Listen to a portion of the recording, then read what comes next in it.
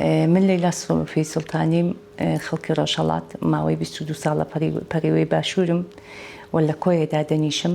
ماوەی چەند ساڵێکە پەنام بردۆتە بەر کاری سیم بە سیم ئاوێنی باڵا نوێنی دەدوازاری نیشتمانەکەی خۆم وێنا دەکەم و من پێی دەڵم تێکەڵچێشی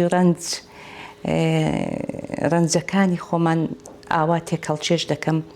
ئەمەش وای کردووە بتوانم ئەو کەسانی کە کاریگەریان هەبووە ئەو شۆڕژێڕانی کە کاریگەریان هەبووە لەسەر ئەم شۆڕشەی کە ئێمە دەیبێن پێش و بەداخەوە گیانیان بەخت کردووە ئەمانە دروست بکەم.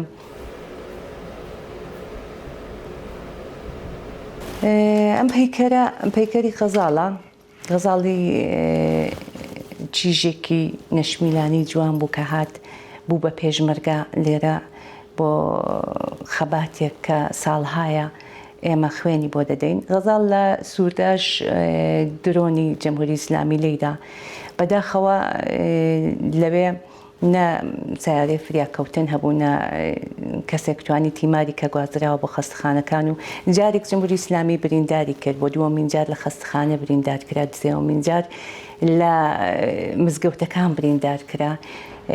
دیارە شەهید بۆی ناوێ نە نوێژی لەسەر بکەی و نە کفن بکرێت لە بەرەوەی جلوبەرکەی خۆی پیرۆستترین کفنە بووی. بەڵام غەزاڵ بەهۆی برینە قوڵەکانیەوە هەم خوێنێکی زۆری پێ بوو هەم خۆڵ و خاشاکی زۆری پێوە بوو دەبوو بشۆرێتەوە. بەداخەوە غەزاڵ هەم شەید بوونەکەی زۆر کارەسات بوو و هەم ناشتنەکەی کارەسات بوو. بۆیە من لێرەدا هەم ئەم سیمە دەرکاویانم بەکارهێناوەی کە تۆ لە هەموو لایەکەوە تەنراوی بەڕق و قین هەمووی کە غەزاڵ خاک نەبوو لەسەری بنێژین بستە خاکێک نەبوو. ئیتر بەو شێوەیە من ویستم پەیامی هەمیشەمانەوەی غەزاڵ و برینەکانی و ئازارەکانی و ڕقەکانی کە بەرامبەری کرا بگەێنم.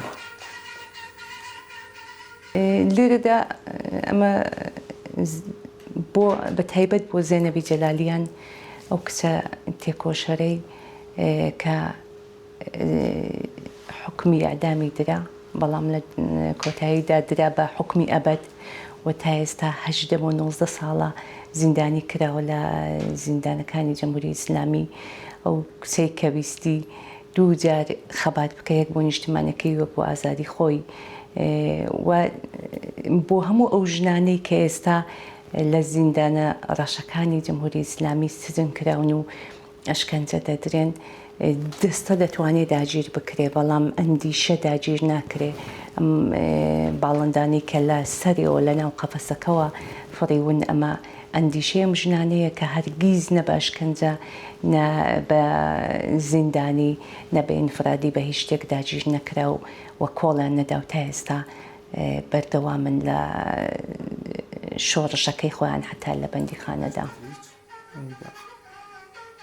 هەم ئەوەی کە دژایەتی کۆماری ئیسلامی دەکەم هەمەوەی کە دەم هەیە جیهانی نیشان بدەم کە ئەمە جنایەتەکانی ئەوە بەشێک ینی بەشێکی زۆر بچووک لە جنایەتەکانی کۆماری ئیسلامیە کە بەرامبەر بە مرۆڤایەتی و بەتایبەت بەرامبەر بە کوردی دەکا. دەڵێن پەتی زۆرداری لە ئەستوری دەبسێەوە هیوادارم ئەم پەتی زۆرداری لە ئەستوری بپسێ و ئەم زۆرداری و ئەم داگیرکاریە هەرچی زووتر کۆتایی پێبێ و هەمومان بگەین بە ئاواتمان.